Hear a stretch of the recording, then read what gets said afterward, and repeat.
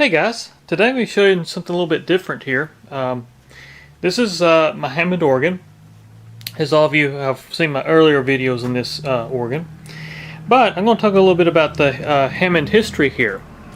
If you look at this clock, there's something in common between this clock and this organ. And that is that before Hammond made organs, they were a clock company, the Hammond Clock Company, and they later changed to Hammond Musical Instruments Company, and then they went to Hammond Organ Company. And so this is one of their clocks. This is actually a Hammond clock, uses an asynchronous motor, very similar to what you find in the organs. And the difference between the organ and the clock is the organ has a starter motor. This don't. You actually have to turn a little handle in the back to get the RPMs up for the synchronous motor. So it's not self-starting, just like an organ. So this one here, actually, it still works and it keeps pretty decent time. I gotta actually clean the oil out of this one. It's hard to start. I have to turn it many times to get it start.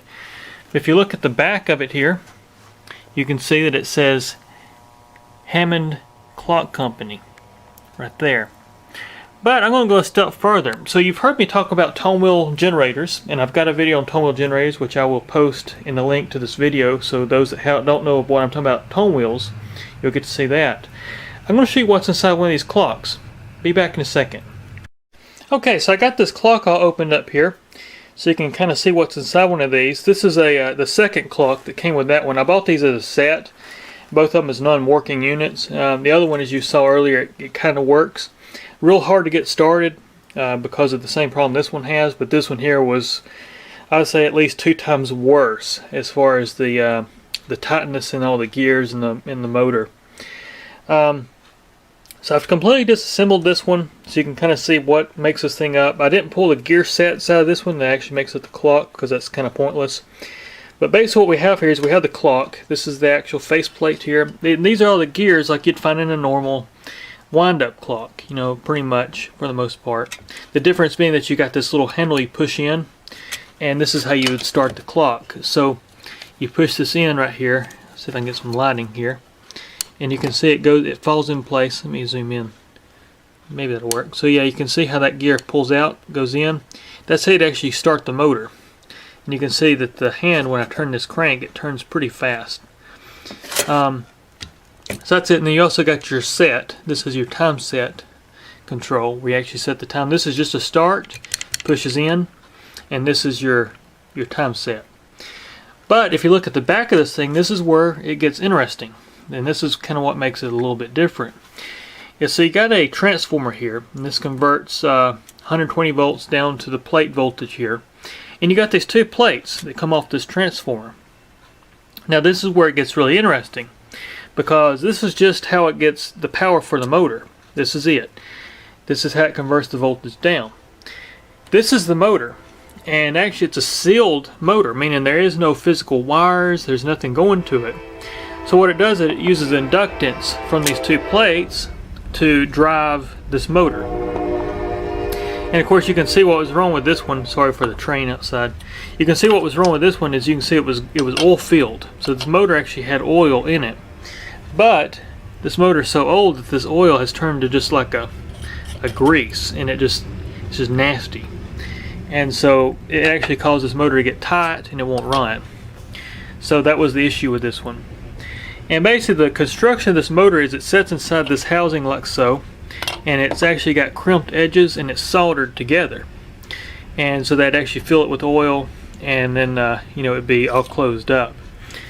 But anyways, let me put the camera on a tripod. I'm going to show you what makes this motor interesting. And this goes back to Hammond organ technology of the Tonewheels, because you're going to see something in this motor that's very similar if you know what a Tonewheel generator is. And like I say, if you don't, I've got a video explaining and showing off Tonewheel generators as well, so you can see what they look like. So here's the motor, and you can see the front of it. So here's your gear, and this is what you turn. You can see this gear inside. It rotates there. What that's actually turning though is this little guy right down here, and you can see it rotate, and look what it looks like. It looks like a Tonewheel. This is the synchronous motor.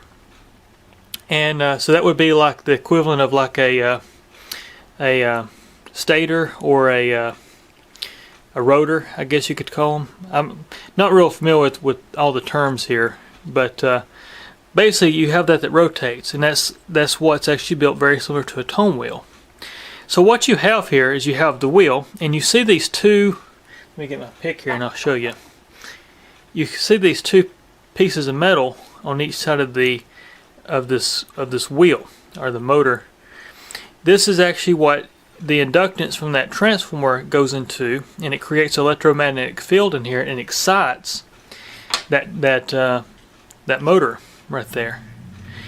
And so basically this is working right the opposite of a Tonewheel organ. A Tonewheel organ would be where you have a motor driving this wheel, and you have a pickup, and so the pickup's actually what's picking up the signal off the wheel, and basically it's a generator. It's a AC generator. In this case, it's actually running the Tonewheel in this case. And so that's how it works. And it doesn't run at a really high speed. It actually runs at a slow rate, but it's depending on the cycles of your power. So we have 60 cycles here, and so it synchronizes off that 60 hertz. And so that's why it keeps really good time. There's nothing as far as like capacitors, transistors, there's nothing there to set a time base. It's actually ran straight off the 60 hertz. So as long as your power, as long as your power company keeps a stable 60 hertz, these clocks keep really good time.